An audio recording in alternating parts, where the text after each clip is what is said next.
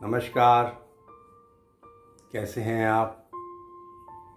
आज 18 अक्टूबर का शुभ दिन रविवार, जैसा कि हमने तय किया हुआ है कि आज हम मानव उपयोगी सूत्रों की थोड़ी सी चर्चा करते हैं।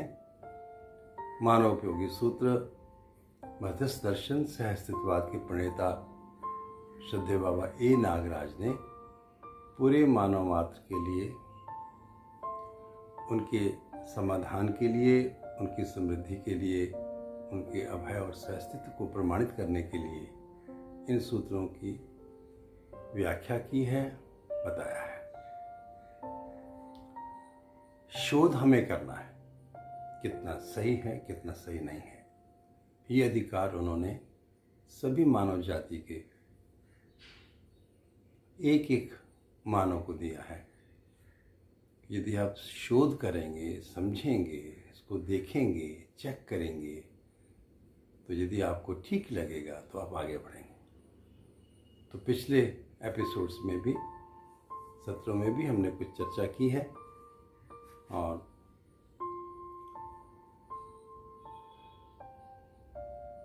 एक सत्र में हमने बातचीत की थी कि आचरण मानव का निश्चित है या नहीं। आपने भी विचार किया होगा कि मानव का आचरण निश्चित नहीं है, जबकि वो निश्चित आचरण की अपेक्षा करता है दूसरे से। अपना आचरण निश्चित न होते हुए भी हम दूसरों से निश्चित आचरण की अपेक्षा करते ही हैं। इसका मतलब ये हुआ कि निश्चित आचरण की अपेक्षा हर मानव में है। अब वो दूसरों के लिए हो तो दूसरों के लिए हम दूसरे हैं तो कैसे बने? तो अपना आचरण भी निश्चित हो या ना हो, प्रश्न यहाँ पर खड़ा होता है। दूसरे का आचरण निश्चित होगा नहीं होगा, वो चर्चा बाद में देखते हैं।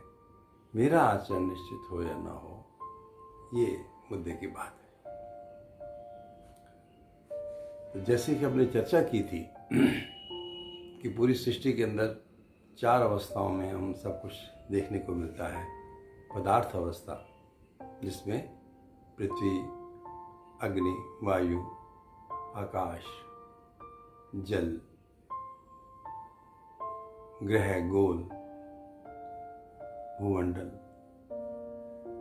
तारे, सूर्य आदि, और उसके बाद प्राणावस्था।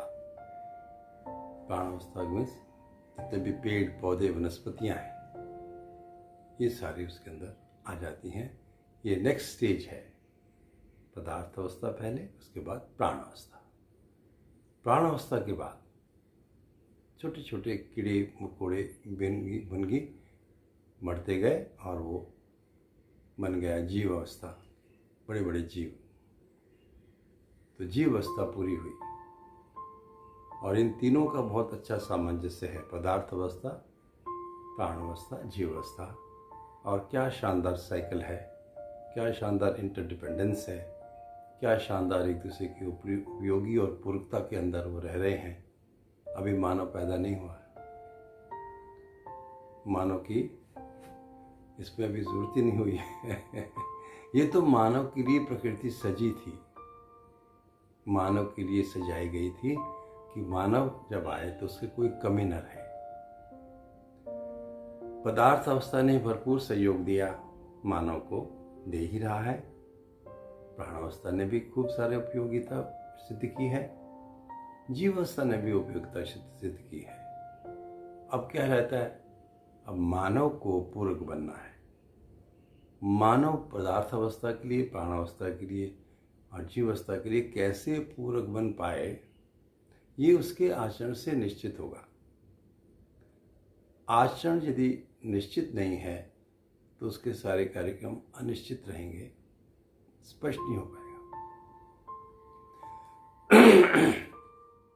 ठीक है। आचरण निश्चित कैसे होगा? प्रश्न यहां पर आता है, आचरण निश्चित क्या है? अब पहले देख लेते हैं कि आचरण होता क्या है, आचरण किसे कहते हैं। तो पहली 3 अवस्थाओं में, पदार्थ अवस्था, प्राण अवस्था, जीव अवस्था में त्वय सहित व्यवस्था और समग्र व्यवस्था में भागीदारी, ये आचरण है। इसे आचरण कहा गया। क्या मतलब कि सभी अवस्थाओं में सभी उसकी इकाइयां, पदार्थ अवस्था की इकाइयां, एक एक कण अपनी मौलिकता के साथ है, अपने आप में व्यवस्था है और समग्र व्यवस्था में अपनी भागीदारी निभा रहा है। ठीक है, जैसे पदार्थ अवस्था की बात हो रही थी, पदार्थ अवस्था स्वयं में व्यवस्था है और प्राण अवस्था के लिए आधार बनी है, उपयोगी बनी है, और जीव अवस्था के लिए उपयोगी बनी है। हम सब वहाँ पर रह ही रहे हैं, है ना। तो हर इकाई किसी भी अवस्था में क्यों ना हो, वो स्वयं में व्यवस्था है और समग्र व्यवस्था में अपनी भागीदारी निभा रही है। तो ये बना आचरण तीनों अवस्थाओं की इकाइयों के लिए। अब क्योंकि चौथी अवस्था ज्ञान अवस्था मानव है, तो मानव का आचरण क्या होगा, देखिए पहले निर्धारित ये हो जाए कि आचरण मानव का क्या है। मानव का आचरण क्या अपेक्षित है। तो मानव का आचरण उसकी इस आधार पर स्पष्ट होता है कि स्वधन, स्वनारी, स्वपुरुष और दयापूर्ण व्यवहार, ऐसा व्यवहार करते हुए समग्र व्यवस्था में भागीदारी निभाना। तो आचरण की स्पष्टता हो पाई कि स्वधन, हम जो धन है वो अपने श्रम से कमाएं, ठीक है, या हमें परितोष मिले, कुछ हम अच्छा करें समाज के लिए परितोष के रूप में, या सगे संबंधी जो उपहार रूप में देते हैं खुश होकर के अपने भावों को व्यक्त करने के लिए, वो स्वधन। तो 3 प्रकार का स्वधन, ठीक है। उसके बाद स्वनारी, स्वपुरुष। यदि नर और नारी में पवित्रता बनी रहती है, स्वनारी स्वपुरुष की एक शुद्धता बनी रहती है, ये अपेक्षित है ही आचरण के रूप में। हम सब यही चाहते हैं, ठीक है ना। और दयापूर्ण व्यवहार, दूसरे से गलती हो रही है, जिससे भी कुछ गलती होती है, तो उसको दयापूर्ण व्यवहार से, प्यार से समझा करके बताना, उस पर क्रूरता ना करना, क्योंकि ये हमारे आचरण से विरुद्ध होगा। तो दयापूर्ण व्यवहार किससे? अपने सभी संबंधों में, संपर्कों में सबसे दयापूर्ण व्यवहार, प्रेमपूर्वक व्यवहार, स्नेहपूर्वक व्यवहार।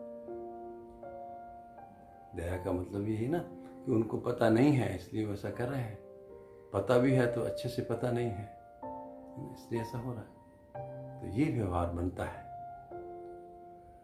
मैं ऐसा सोचता हूं कि जब तक हमें अपने स्वभाव की निश्चितता नहीं हो पाती, हमारा स्वभाव कैसा है स्पष्ट नहीं हो पाता, तब तक आचरण भी निश्चित नहीं हो पाएगा। क्योंकि आचरण स्वभाव से जुड़ा हुआ है। जैसे पदार्थ अवस्था के अंदर स्वभाव क्या है, पदार्थ अवस्था का स्वभाव क्या है? संगठन, विघटन। पदार्थ अवस्था या तो इकट्ठी होती जाएगी, सिकुड़ती जाएगी, सॉलिडिफाई हो जाएगी, या फिर भुरभुरी होती जाएगी, बिखरती जाएगी। ये स्वभाव, पदार्थ अवस्था सारी की सारी का स्वभाव एक ही। क्या? संगठन विघटन, या तो वो इकट्ठी हो रही है या वो बिखर रही है। ये ठीक है। प्राणावस्था का स्वभाव क्या है? प्राणावस्था का मानव की दृष्टि के हिसाब से कि वो सारक है या मारक है।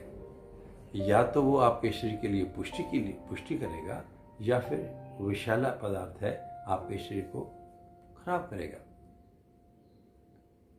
तो उसका स्वभाव भी निश्चित हुआ कि सभी प्लांट्स, सभी वेजिटेबल्स, सभी जितने भी प्राणावस्था में इकाइयाँ हैं अलग अलग, वो सारे हमारे शरीर की पुष्टि के लिए हैं या शरीर की पुष्टि के लिए नहीं है। सिंपल। और जीवावस्था में क्या स्वभाव रहता है? क्रूरता अक्रूरता, या तो क्रूर होगा या अक्रूर होगा। दूसरे शब्दों में, या क्रूर होगा या दीनता, हीनता, क्रूरता, यानी कि तीन चीजें, या दीनता, हीनता, क्रूरता। या तो बहुत दीन होंगे, बहुत बेचारे होंगे, है ना, या हीन होंगे। हीनता का मतलब से है कि वो जो दिखता है वैसा नहीं है, कुछ और करता है। बुगला, जैसे बुगला भगत कहते हैं ना, बड़े आराम से खड़ा होगा पानी में और झपक से अपने बोले। तो हीनता, इसमें जैसा उसका आचरण है ना, दिखता ऐसा नहीं है पर होता है, ठीक है ना। और क्रूरता नेचुरली, जैसे अपने अस्तित्व को बचाए रखने के लिए दूसरे के अस्तित्व को खत्म कर लेना, ठीक है। तो ये तीनों चीज़ें जो स्वभाव के रूप में भी हमें समझ आती हैं कि संगठन विघटन, सारक मारक और क्रूरता अक्रूरता। तो मानव का स्वभाव क्या है?